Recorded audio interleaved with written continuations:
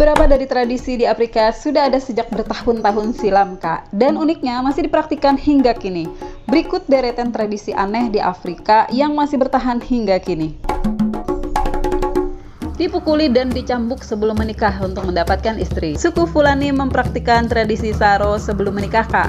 Tradisi Saro adalah tradisi memukuli dan mencambuk pengantin pria oleh anggota masyarakat yang lebih tua sebagai syarat untuk mendapatkan istri dan rasa hormat, Kak. Pengantin pria harus kuat untuk menahan rasa sakit. Kalau nggak kuat, pernikahan pun akan dibatalkan. Festival kematian. Tradisi aneh di Afrika selanjutnya, Kak, juga terdapat di Malawi yang dilakukan komunitas Chewa, suku Bantu, yaitu festival kematian. Di Malawi, Kak, banyak ditemukan suku Bantu. Pada setiap upacara penguburan salah satu anggota suku, jenazah akan dimandikan di tempat suci. Uniknya, pembersihan dilakukan dengan melubangi tenggorokan dan menuangkan air ke dalam tubuh mayat tersebut. Air kemudian ditekan keluar dari tubuh sampai bersih, Kak.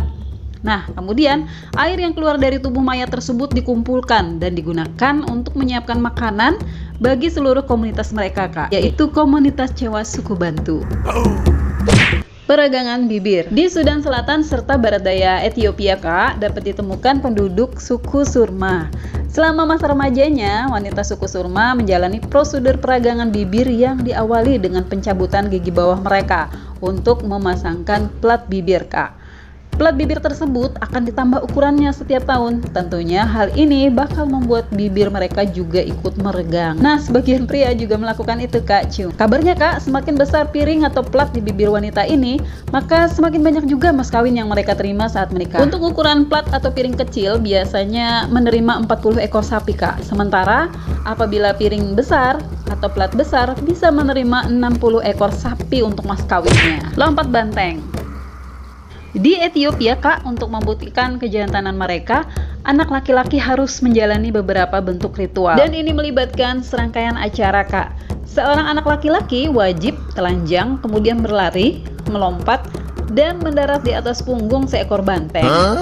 Kemudian diikuti dengan berlari melintasi punggung beberapa sapi jantan yang dibariskan. Sementara ekor dan tanduk sapinya dipegang erat-erat oleh pria yang lebih tua, Kak. Tradisi unik dan berbahaya ini dikenal dengan sebutan hamar. Meludah sebagai bentuk sapaan. Di Kenya dan Tanzania banyak ditemukan suku Masai, Kak. Uniknya, kalau di Indonesia meludah di depan orang bisa-bisa kena bogem mentah ya, Kak. Beda dengan suku ini, Kak. Keunikan suku ini adalah cara mereka untuk saling menyapa, yakni dengan meludah. Meludah dianggap spesial di negara ini. Ketika seorang bayi lahir, sudah menjadi kebiasaan para pria untuk meludahi bayi tersebut dan menyebutnya sebagai bayi yang jahat. Mereka percaya ini akan melindungi bayi dari roh jahat. Uniknya lagi, bukannya mencuci tangan, penduduk Masai juga meludahi tangan mereka sebelum menjabat tangan para sesepuhnya. Mencuri istri. Salah satu suku di Afrika Barat, Kak, yaitu suku Wodabe Nigeria, terdapat tradisi saling mencuri istri satu sama lain. Pernikahan pertama suku Wodabe diatur oleh orang tua mereka, Kak. Mereka dijodohkan saat masih anak-anak dan harus menikah dengan sepupu dari garis keturunan yang sama. Di festival Garewol tahunan, para pria suku Wodabe yang tentunya sudah menikah mengenakan riasan dan kostum yang unik dan menari untuk membuat para wanita naksir. Para pria ini berharap bisa mendapatkan istri baru, Kak, dalam festival tersebut.